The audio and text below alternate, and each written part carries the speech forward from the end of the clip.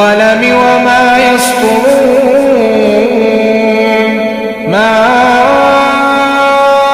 أنت بنعمة ربك بمجنون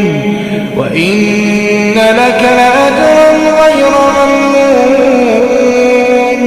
وإنك لعلى خلق عظيم.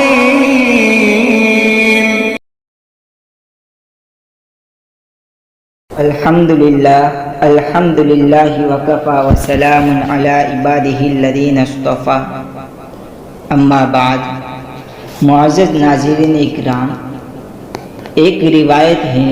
جو رمضان کے فضائل پر مشتمل ہے، جو سوشل میڈیا پہ بہت رائج ہو رہی ہیں اور بہت پھیلائی جا رہی ہیں، جبکہ وہ روایت بے بنیاد، موضوع اور من گھڑت ہیں. اس لیے اس روایت کی تحقیق محمد یاسین خان صاحب قاسمی، استاد جامعہ مسیح العلوم بنگلور کی ایک تحقیق اس روایت کے متعلق ہے. اس کو لے کر آپ حضرات کی خدمت میں حاضر ہوئے ہیں اور آپ سے ایک درخواست ہے کہ آپ حضرات ایسی کوئی بھی روایت جو سوشل میڈیا پہ رائج ہو، پھیلائی جا رہی ہو، جس کی کوئی حقیقت نہ ہو اور اس پر ہماری کوئی ویڈیو بیان نہ کی گئی ہو، تو ایسی روایت آپ کمنٹ میں ضرور بتایا کریں تاکہ اس کے اوپر ہم آپ حضرات کے سامنے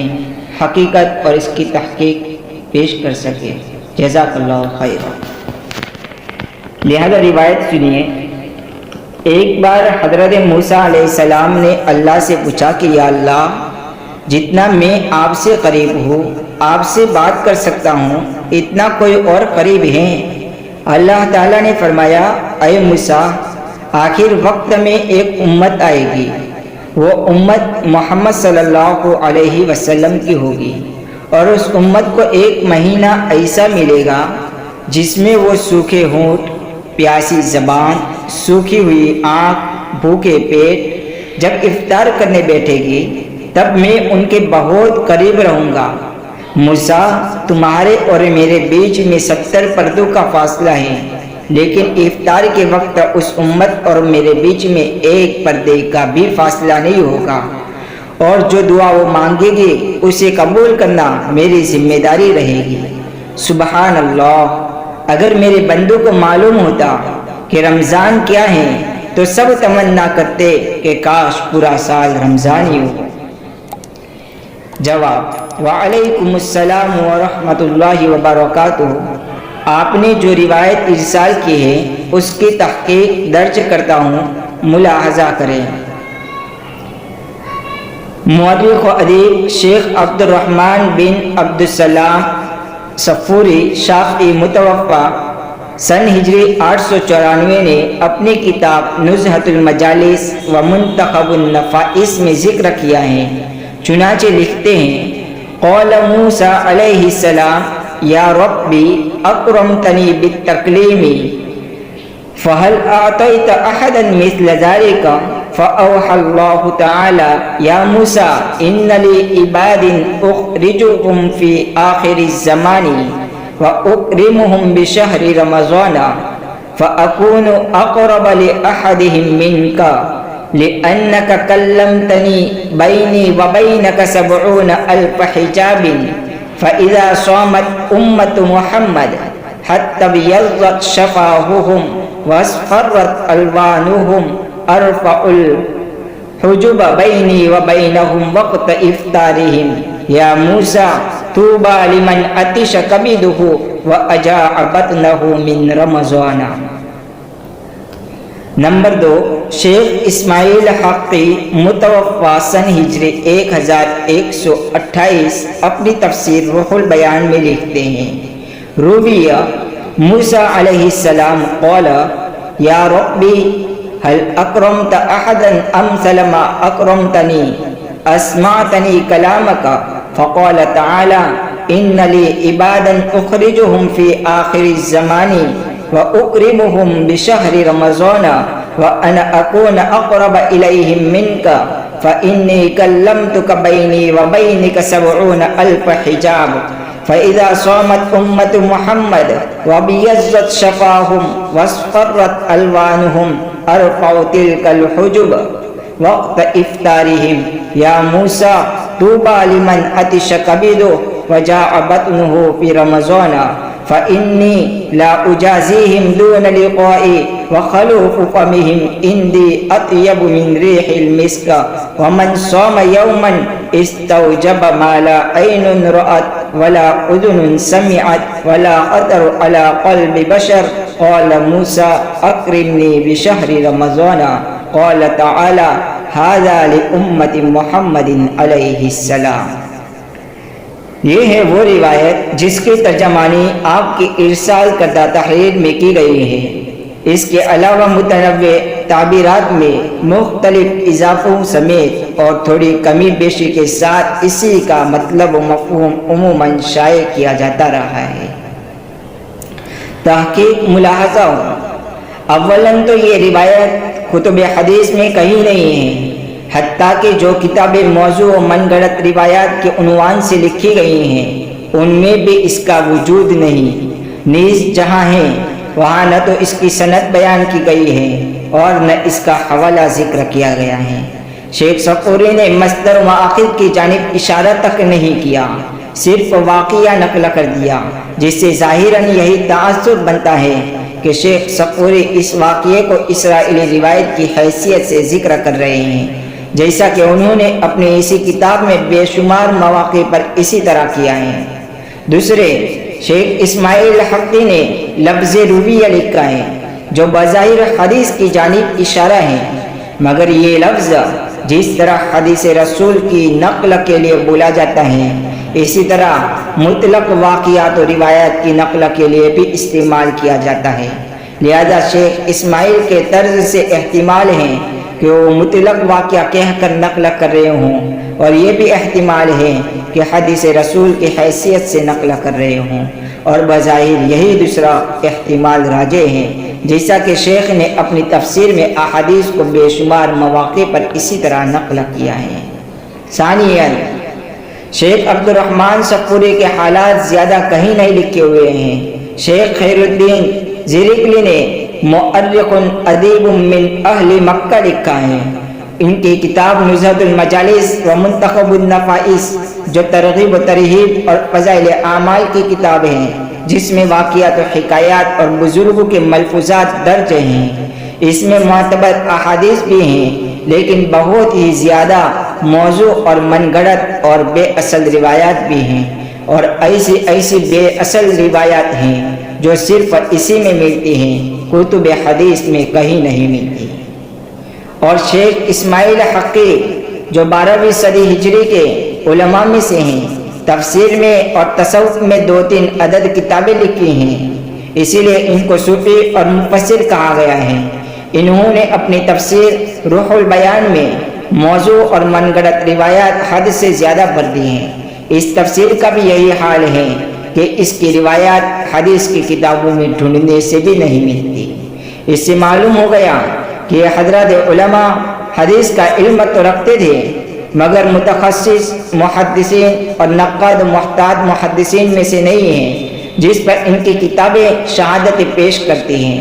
نیز مذکورہ دونوں کتابیں خالص احادیث پر مشتمل نہیں ہیں،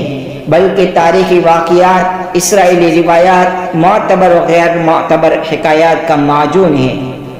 ثالثاً، تیسری وجہ، حدیث کی معتبر اور مستند کتابوں میں، حدیث اجزاء و رسائل میں، حدیث کی تخریجات و تحقیقات میں اس روایت کا نام و نشان تک نہ ہونا، اور جہاں کہیں آ چکے ہیں وہاں اس کی سند و حوالے کی جانب اشارہ تک نہ ہونا، زیر بحث روایت کے بے اصل اور غیر ثابت ہونے کا سب سے بڑا بیان اور مضبوط و قوی برہان ہے۔ حضرات ائمہ حدیث نے تصریح کی ہے کہ کتب تصوف و تفسیر کی روایات کا اعتبار اس وقت تک نہیں جب تک کہ اصول حدیث کے قانون سے ان کا حدیث رسول ہونا ثابت نہ ہو جائے۔ لہذا حدیث کے باب میں کتب حدیث و علماء حدیث ہی کا اعتبار ہے، جیسا کہ نحو میں علماء نحو، صرف میں علماء صرف کا اعتبار ہے۔ التعویل فی کل فن علی اہلہ۔ نمبر 4، اب تک جو کچھ کلام ہوا وہ اصول روایت کے پہلو سے کیا گیا۔ درایت کی روشنی میں غور کیا جائے، یعنی عقل کی روشنی میں غور کیا جائے تو بھی زیر بحث بے اصل روایت خود ساختہ نظر آتی ہیں۔ چنانچہ یہ بات قرآن مجید سے ثابت ہے کہ جس طرح اس امت پر روزے فرض ہیں اسی طرح پچھلی امتوں پر بھی روزے فرض رہے۔ نفس فرضیت صوم میں کسی کا اختلاف نہیں ہے، البتہ روزے کے ایام و اوقات، واجبات و کیفیات میں اختلاف آرا ہوا ہے۔ تاہم متعدد حضرات ائمہ اس بات کے قائل ہیں کہ پچھلی امتوں پر جس ماہ و ایام کے روزے فرض تھے وہ ماہ رمضان ہیں، اور یہ بات مسند روایت سے موقوفاً و مرفوعاً دو طرح مروی ہیں۔ چنانچہ امام طبرانی نے معجم اوسط میں مرفوعاً اور معجم کبیر میں موقوفاً ایک حدیث نقل فرمائی ہے جس میں کہ کان علی النصارى صوم شہر رمضان، یعنی نصارہ پر بھی ماہ رمضان کے روزے فرض تھے۔ امام بخاری نے بھی اپنی کتاب التاریخ الکبیر میں روایت مرفوعہ نقل فرمائی ہے۔ اس روایت کے ایک راوی دغفل بن حنظلہ ہیں جن کے بارے میں کسی امام سے کوئی جرح منقول نہیں ہے، صرف اس قدر کلام ہوا ہے کہ دغفل بن حنظلہ کو صحبت نبویہ حاصل ہے یا نہیں ہے، اگر ہے تو وہ صحابی ہیں اور ان کی روایت حدیث مرفوع ہوگی، اور اگر صحبت نبویہ حاصل نہیں ہے تو وہ تابعی ہیں اور ان کی روایت حدیث مرسل ہوگی۔ اور اس روایت کے تمام راوی ثقہ اور معتبر ہیں، جیسا کہ علامہ حیثمی رحمۃ اللہ علیہ فرماتے ہیں رواہ الطبرانی فی الاوسط مرفوعا کما تراہ، ورواہ الطبرانی فی الکبیر موقوفا علی دغفل، ورجال اسنادہما رجال صحیح، کہ یہ روایت امام طبرانی نے معجم اوسط میں مرفوعاً اور معجم کبیر میں موقوفاً علی دغفل نقل فرمائی ہیں، اور ان دونوں روایات کی سند کے راوی صحیح کے راوی ہیں۔ البتہ امام بخاری نے اس میں تضعیف کی 3 علامتوں کو بیان فرمایا ہے۔ لکھتے ہیں لا یتابع علیہ ولا یعرف سماع الحسن من دغفل ولا یعرف لدغفل ادراک النبی صلی اللہ علیہ وسلم۔ شیخ دغفل کی اس روایت میں ان کا کوئی متابع نہیں ہے۔ دغفل سے حضرت حسن کا سماع معروف یعنی مشہور نہیں ہے، نیز دغفل کو صحبت نبویہ کا ملنا معروف نہیں ہے۔ بہرحال حضرت دغفل بن حنظلہ کی روایت کان علی النصارى صوم شہر رمضان کے بموجب نصارہ کو ماہ رمضان کا نصیب ہونا ثابت مانا جا سکتا ہے۔ نیز نصارہ کا ذکر بطور تمثیل یا تغلیب کے ہیں، ورنہ دیگر اہل کتاب بھی مراد ہیں۔ حضرت مولانا مفتی محمد شفیع عثمانی رحمہ اللہ لکھتے ہیں کہ جن حضرات نے فرمایا کہ من قبلکم سے مراد اس جگہ نصارہ ہے، وہ بطور ایک مثال ہیں، اس سے دوسری امتوں کی نفی نہیں ہوتی ہے۔ اس تفصیل سے معلوم ہو گیا کہ ماہ رمضان اہل کتاب نصارہ کو اور یہود کو بھی نصیب ہوا، اور ظاہر ہے کہ جب قوم کو یہ تحفہ ملا ہے تو اہل کتاب کے تمام جلیل القدر انبیاء کو بھی یہ تحفہ ملا ہے، جن میں حضرت سیدنا و نبینا موسیٰ علیہ السلام یقیناً شامل ہیں۔ اب دیکھو یہ روایت تو پچھلی امتوں کو ماہ رمضان نصیب ہونے کی خبر دیتی ہے، مگر اس روایت کے برخلاف نزہۃ المجالس اور روح البیان کی یہ بے اصل اور بے سند روایت قول تعالی ھذا لامت محمد علیہ السلام کے ذریعے سے اس کی نفی کرتی ہے۔ اس کا مطلب یہ ہوا کہ بے اصل روایت طبرانی کی با اصل روایت کے خلاف ہے، جس کی وجہ سے زیر بحث روایت غیر معتبر مزید غیر معتبر بن گئی۔ خامساً 5ویں وجہ، اس روایت کی آن بان شان جان جو بھی ہیں وہ انا اکون اقرب الیہم منکا فانی کلمتک بینی و بینک 70,000 حجاب فاذا صامت امت محمد وبیضت شفاہہم واصفرت الوانہم ارفع تلک الحجوب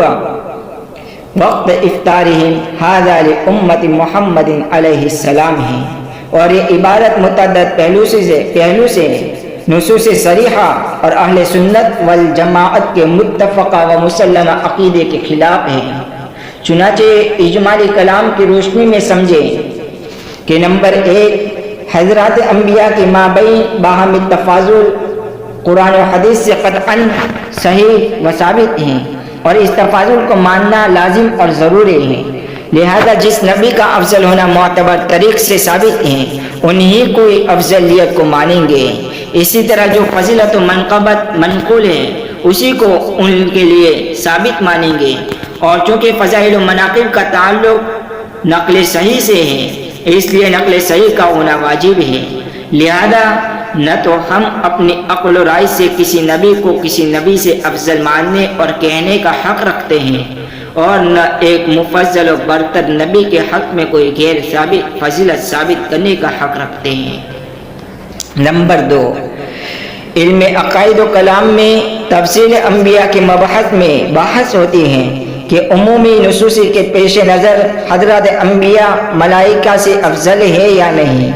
اس بحث کا حاصل یہ ہے کہ وہ حضرات انبیاء جو اولو العزم ہیں، وہ بہرحال بہر صورت تمام ملائکہ سے بالاتفاق اور بالاجماع افضل و برتر ہیں۔ قابل غور ہے کہ اس بحث میں انبیاء کے بالمقابل جو مفضل علیہ مخلوق آئی ہیں، وہ خاص و مختص ملائکہ ہیں، نہ تو دوسرے ملائکہ ہیں، نہ صحابہ اعظام کی جماعت ہیں۔ علم عقائد و کلام کی اس اصولی بحث کی جانب واضح اشارات سے واقف ہونے کے بعد اب بتائیں کہ زیر بحث روایت یہ جو ظاہر ہوتا ہے کہ انا اکون اقرب الیہم منکا، کیا یہ بات اور وہ بھی حدیث قدسی کے حوالے سے درست ہو سکتی ہے؟ نمبر 2، نیز 70 پردوں کے ارتفاع کا مطلب 70 گنا زیادہ قریب ہونا ہے، کیا یہ بات کسی طور درست ہو سکتی ہے؟ نمبر 3، وہ پیغمبر اعظم جو اولو العزم انبیاء اور مرسلین میں سے ہیں، کیا ان کے مقابلے میں یہ امت افضل ہو سکتی ہے؟ نمبر 4، وصف صحابیت سے متصف جماعت صحابہ پہ اہل سنت والجماعت کے متفقہ عقیدے کے مطابق حضرت سیدنا موسیٰ علیہ السلام سے افضل و برتر نہیں ہو سکتی، تو کیا پوری امت محض وصف سیام سے متصف ہوتے ہی حضرت سیدنا موسیٰ علیہ السلام سے افضل ہو جائے گی؟ یہ تو بدیہی اور واضح ترین برائن ہے جو اس بے اصل اور بے سند روایت کی من گڑت اور خود ساختہ ہونے کو پختہ کر رہے ہیں۔ حاصل کلام یہ ہے کہ نزہت المجالس اور روح البیان کی نقل کردہ روایت جس میں حضرت موسیٰ سے زیادہ اس امت کے روزے داروں سے اللہ تعالیٰ کے قریب ہونے کا بیان وارد ہے، افطار کی فضیلت آئی ہے، اور ماہ رمضان کے ساتھ اس امت محمدیہ کے مختص ہونے کی بات کہی گئی ہے، یہ روایت بے اصل اور بے سند ہونے کے ساتھ ساتھ شرعی اصول و نقول کے خلاف ہے۔ ایسی بے اصل اور موضوع روایت سے کسی فضیلت کو ثابت ماننا اور کہنا تو دور کی بات، ایسی روایت کو بے اصل اور موضوع ہونا بیان کیے بغیر پھیلانا بھی جائز نہیں ہے۔ معزز ناظرین کرام اور سامعین کرام، معتبر احادیث میں امت محمدیہ کے فضائل و مناقب جو منقول ہیں ان کو ہی بیان کرنا چاہیے، ان کو چھوڑ کر بے اصل اور بے سند مناقب نقل کرنا جائز نہیں ہے۔ اس پر مزید جہالت و جسارت کی بات یہ ہے کہ واعظین و مبلغین کی طرف سے ایسی روایات پھیلائی جاتی ہیں کہ جو یہ نہیں کہ صرف بے اصل ہوتی ہیں بلکہ ان کی وجہ سے حضرت انبیاء اعظام کی تنقیص مقام، قلت علم و فہم نمایاں دکھائی دیتی ہیں، اور عموماً حضرت نوح، حضرت موسیٰ، حضرت ہارون، حضرت یوسف علیہ السلام اور دیگر اولو العزم پیغمبران خدا مشق ستم بنائے جاتے ہیں۔ لہذا یہ بات یاد رہیں کہ اس قسم کی روایات سننا اور سنانا جائز نہیں ہے۔ وآخر دعوانا ان الحمد للہ رب العالمین۔